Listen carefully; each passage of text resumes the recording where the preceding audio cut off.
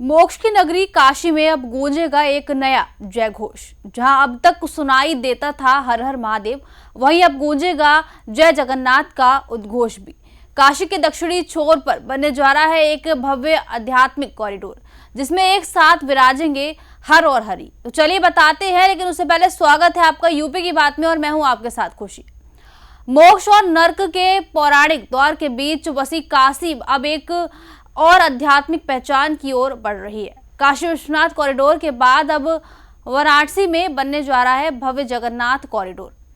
अस्सी घाट स्थित करीब 300 साल पुराने जगन्नाथ मंदिर का अब जीर्णोद्धार और विस्तार किया जाएगा। राजस्थान के धौलपुर पत्थरों से बनने वाले इस कॉरिडोर का भूमि पूजन काची कामकोटी पीठ के शंकराचार्य स्वामी विजेंद्र सरस्वती द्वारा किया जा चुका है। हालांकि इस परियोजना को लेकर विवाद भी सामने आया है, जहां परिसर में रह रहे कुछ परिवारों ने विस्थापन और दबाव के आरोप लगाए हैं। देखिए पूरी रिपोर्ट। राजस्थान के धौलपुर से मंगाए गए लाल गुलाबी और सफेद पत्थरों से इस भव्य जगन्नाथ कॉरिडोर का निर्माण किया जाएगा। मंदिर ट्रस्ट के मुताबिक लाखों घन फुट पत्थर मंगाए जा चुके हैं। ट्रस्ट श्री जगन्नाथ जी के सचिव शैलेश त्रिपाठी ने बताया कि कॉरिडोर का मुख्य परिसर 1 लाख स्क्वायर फीट से ज्यादा क्षेत्र में फैला होगा। यहां भगवान जगन्नाथ के मुख्य मंदिर के साथ गरुड़ मंदिर, नरसिंह मंदिर और अन्य देवी देवताओं के विग्रह स्थापित किए जाएंगे। सबसे खास होगा मंदिर का 108 फीट ऊंचा शिखर, जिसका दर्शन भक्त गंगा तट से भी कर सकेंगे। मंदिर का नव निर्माण, जीर्णोद्धार, पुनर्निर्माण का पूरा कार्यक्रम अब चल रहा है, जिसकी शिलान्यास 1 मई को परम पूज्य शंकराचार्य जी, कांची कामकोटी पीठाधीश्वर परम पूज्य शंकराचार्य जी के कर कमलों से हो चुका है। आगे का काम हम लोग इसको 108 फीट नागर शैली में ही ले जा रहे थे। उसमें बहुत सारी चीजें बातचीत हुई कि नहीं, पुरी में जैसा जगन्नाथ जी का वैसा ही किया जाए। फिर बातचीत हुआ कि नहीं, ब्रह्मचारी जी ने इसको नागर शैली में उसमें अवस्थित किया था, उनके द्वारा ये बनाया हुआ है, तो हम उस शैली को न करें, उसी शैली में ले चले। तो हम मंदिर को नागर शैली में ले जा रहे हैं। अभी बीच में जो बातचीत चल रही है, जो हमारा पहले का प्लान था, प्लान फिर चेंज हो रहा है कि उसके शिखर को इतना ऊंचा किया जाए कि 80 घाट पे अगर कोई श्रद्धालु वहां गंगा स्नान करता है तो शिखर दर्शन उनको वहीं से प्राप्त हो। गंगा किनारे 80 घाट पर स्थित ये प्राचीन जगन्नाथ मंदिर फिलहाल जर्जर अवस्था में है। मंदिर के पुनरुद्धार का काम शुरू हो चुका है, लेकिन प्रस्तावित कॉरिडोर क्षेत्र में दशकों से रह रहे कई परिवारों ने आरोप लगाया कि उन्हें जबरन हटाने का दबाव बनाया जा रहा है। स्थानीय लोगों का कहना है कि उनके परिवार 2 से 3 पीढ़ियों से यहाँ निवास कर रहे हैं। समस्या इस समय हम लोग के सामने सबसे बड़ा जटिल समस्या यह है कि हम लोग 2-3 पीढ़ियों से यहाँ सेवादार के रूप में, हमारे पिताजी, हमारे दादी सबसे पहले यहाँ आई थी। उसके बाद हमारे पिताजी, हमारे बड़े पिताजी यहाँ पे पुजारी पद पे कार्यरत थे। उसके बाद मेरे पिताजी यहाँ पे साफ़ सफाई का कार्य जो है करना शुरू किए थे। उसके बाद उनके देहावसान के बाद मैंने उस परंपरा को आगे निभाते हुए इस मंदिर की पूरी साफ़ सफाई का व्यवस्था मैं देखता हूँ। मगर आज विगत 1-2 महीने से हम लोगों के सामने एक ऐसी स्थिति उत्पन्न हो गई है कि मंदिर के ट्रस्ट के लोग आते हैं और हम लोग को ज़बरदस्ती, बिना हम लोग के समस्याओं का ध्यान देते हुए ये कह रहे हैं कि आप लोग मंदिर खाली करके जाइए, नहीं तो आप लोग के कमरों को जो बुलडोज कर दिया जाएगा। और कुछ हिस्से को अभी तक बुलडोज किया भी जा चुका है, इसलिए खाली करवाया जा रहा है कि लोग कह रहे हैं कि हम मंदिर बनवाएंगे, आप लोग मकान खाली करिए। मकान खाली करवाने में सचिव शैलेश त्रिपाठी, जो खुद इस मंदिर के कुछ हिस्से पे कब्जा करके अपना घर, मकान और होटल बनाए हुए हैं, और वो हम लोगों से कह रहे हैं कि आप जो है खाली करिए उसको। पहले अगर उनको इतना ही भक्ति अगर जगी हुई है तो सबसे पहले वो अपने घर से प्रमाण दें और अपने घर को, अपने होटल को जो है पहले गिरा कर आकर हम लोगों को खाली करने के लिए कहें, और हम लोग स्वतः ही खाली कर कर चले जाएंगे।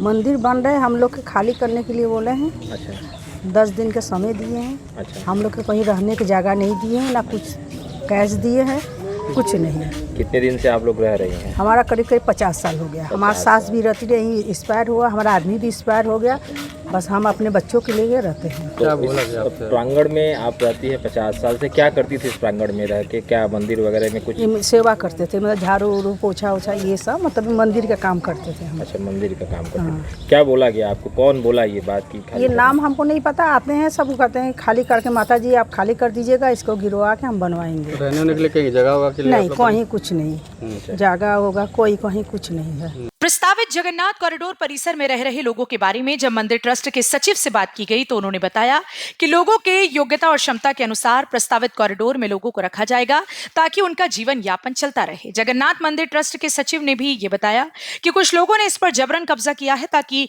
मंदिर जीर्णोद्धार में खलल डाला जा सके।